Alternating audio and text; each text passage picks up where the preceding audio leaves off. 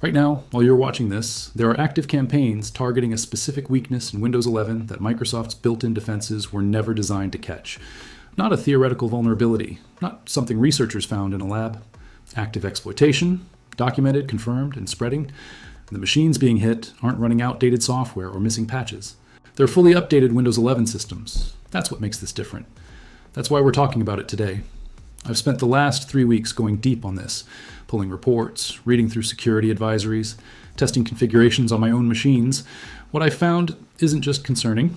It reframes how you need to think about what Windows 11 security actually protects you from, and more importantly, what it doesn't. Let me show you exactly what's happening, and then I'll walk you through the specific steps to close these gaps. Some of this takes 5 minutes, some of it takes a little longer, all of it is free.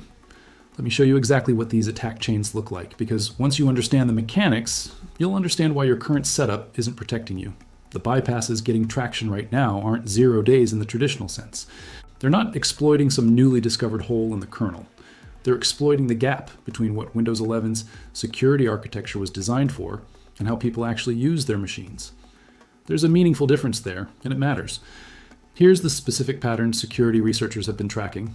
Attackers are using what's called BYOVD, bring your own vulnerable driver. The technique isn't new, but the scale of its use in 2026 campaigns is. The way it works, a piece of malware bundles a legitimate signed driver, one that's cryptographically trusted by Windows, but that driver contains a known vulnerability.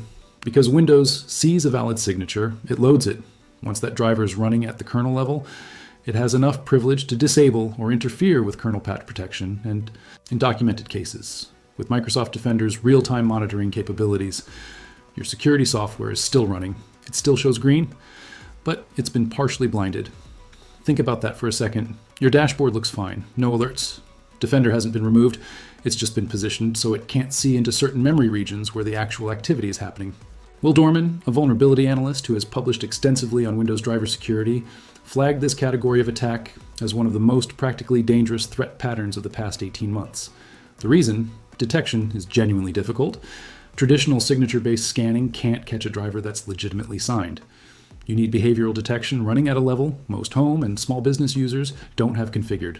The specific drivers being abused rotate.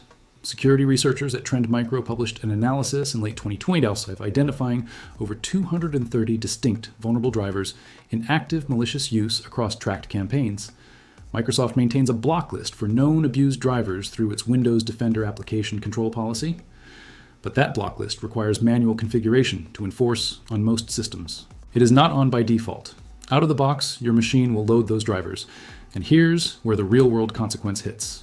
This isn't about stealing a password from a phishing page. The access level achieved through a successful BYOVD attack puts an attacker at a position where they can disable logging, exfiltrate files without triggering data loss alerts, and in documented ransomware cases. The Black Basta and Embargo groups have both used this technique. Encrypt a machine while Defender watches and reports nothing unusual. The UK's National Cybersecurity Centre issued specific guidance on this attack class in January 2026. It's not a fringe concern. What you're looking at, if you're on a standard Windows 11 configuration right now, is a machine that can be effectively compromised by a piece of malware that Windows considers trusted. That gap between trusted and safe is where these attacks live. Here's the part that genuinely frustrated me when I dug into this. Microsoft has known about the conditions that make these bypasses possible for years. BYOVD. As a technique was documented in serious detail going back to at least 2021.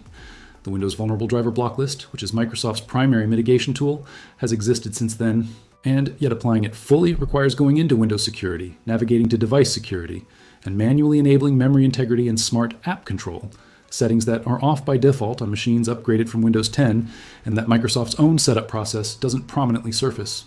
Why? That's the question worth sitting with. Part of the answer is compatibility. Memory integrity, which Microsoft now calls core isolation, can cause problems with older drivers and certain hardware configurations. If Microsoft turned it on universally, they'd get a wave of support tickets and angry forum posts from people whose machines slowed down or broke a piece of software. So they leave it optional. The choice protects their support burden, and it leaves your machine exposed. But there's a larger pattern here. Windows 11 was sold heavily. On security, TPM 2.0 requirements, secure boot, the whole hardware baseline conversation. Microsoft made the case publicly and loudly that these requirements existed to make Windows fundamentally safer. And they do provide something.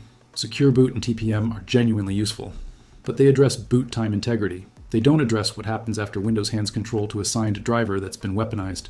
The architecture Microsoft emphasized is real protection for a specific threat model. It's just not the threat model attackers are currently using most successfully. It's a bit like securing the front door with a biometric lock and leaving the window latch broken. The door is impressive.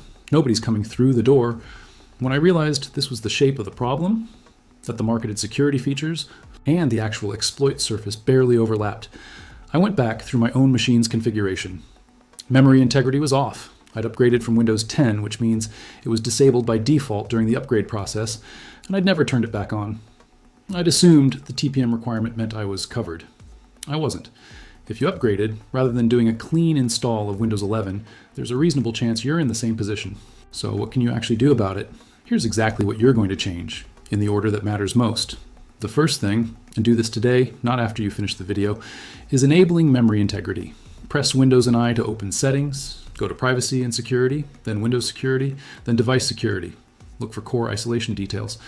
Inside that menu, you'll find Memory Integrity. If it's off, turn it on. Windows will ask you to restart. It will also warn you if there are incompatible drivers installed. If it does, it'll show you which drivers are the problem. In most cases, on modern hardware, this will go smoothly. What this does is prevent untrusted code from being injected into high-security processes. It directly addresses the kernel-level manipulation that BYOVD attacks rely on. This is the most important setting on this list, and it costs you nothing.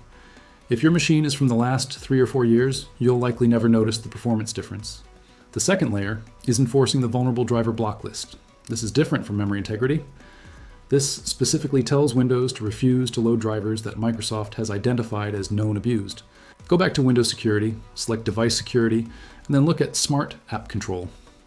If you did a clean install of Windows 11 and Smart App Control is in evaluation or on mode, it handles this automatically. If you upgraded, Smart App Control may be showing as off, and it cannot be re-enabled without reinstalling Windows. In that case, the alternative path is enabling HVCI, Hypervisor Protected Code Integrity, through the Windows Security Settings menu. The driver block list enforcement is tied to HVCI being active. Check whether it's running by opening system information, searching for MSINFO32, and looking for virtualization-based security. It should say running. If it doesn't, that's your signal. Stay with me here, because this third one is where most people stop and they shouldn't. Attack Surface Reduction Rules, ASR rules, are a set of behavioral controls built into Microsoft Defender that go significantly beyond standard antivirus scanning. They block specific behaviors associated with malware, things like Office macros spawning child processes, credential theft from the Windows memory subsystem, and ransomware-style file modification patterns.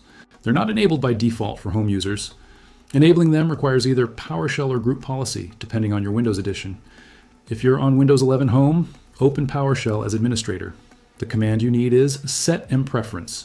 Attack Surface Reduction Rules, or IDs, followed by the rule guides and Attack Surface Reduction Rules actions set to enabled. I know that sounds involved. The specific rules to prioritize are the credential stealing block, the LSAS protection rule, and the ransomware protection rule.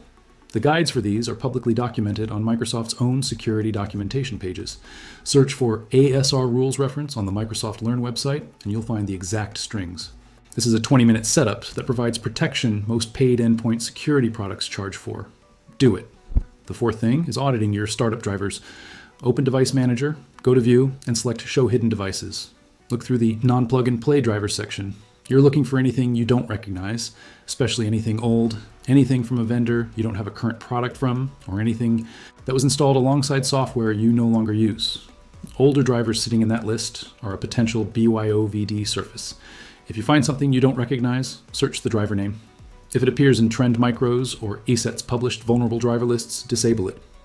The fifth layer, and this one matters for the credential theft angle of these attacks, is making sure local security authority protection is running. Search for Windows Security, go to Device Security, and look for local security authority protection. It should be on. If it isn't, enable it and restart. This specifically protects the process that holds your login credentials in memory from being read by other processes. This is the protection that stops a category of attack called LSAS dumping, which feeds directly into the lateral movement phase of the more serious intrusions. Now, a real caveat before you go do all of this: if you're in an enterprise environment, do not make these changes unilaterally.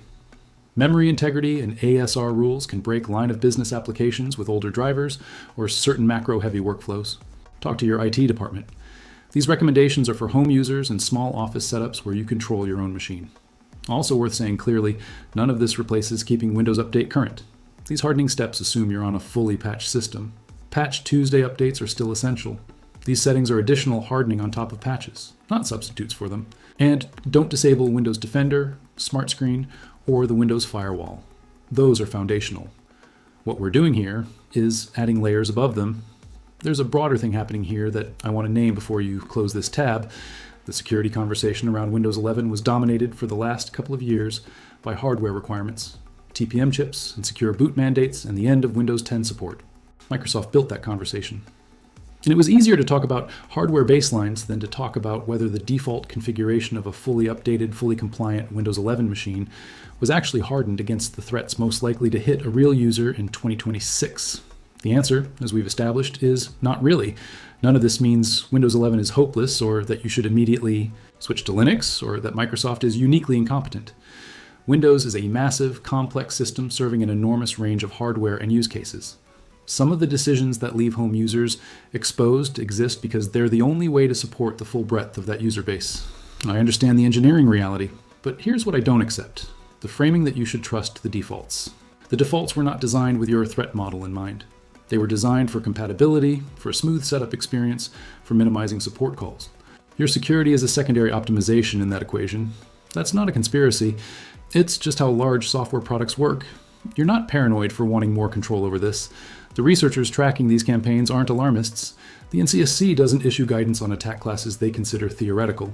This is real, it's active, and the fixes are sitting in menus you've probably never opened. What I hope you take from this isn't fear, it's clarity. You have more control here than the default setup implies. Memory integrity, HVCI, ASR rules, LSA protection, these aren't exotic enterprise tools. They're built into the copy of Windows already running on your machine. They just need to be turned on. You started this video with a machine that was probably exposed in ways you didn't know about. You're finishing it with a specific list of things to change and the exact path to change them. That's the actual value here, not the anxiety, the agency. Go make those changes. Memory integrity first, today, before anything else. The rest you can work through this week. And if something breaks, if a driver conflict comes up or an application stops working, that's information worth having. It tells you something about what was running on your machine with kernel level trust that maybe shouldn't have been. If this helped you actually harden your setup rather than just worry about it, subscribe. I cover these issues the moment credible research surfaces, not 3 weeks later when it hits mainstream tech news. There's a lot more of this coming as we get deeper into the Windows 10 end-of-life transition, and you'll want the advance notice. Drop a comment and tell me whether memory integrity was already on or off when you checked. I'm genuinely curious what the split looks like across people watching this, and I rate everyone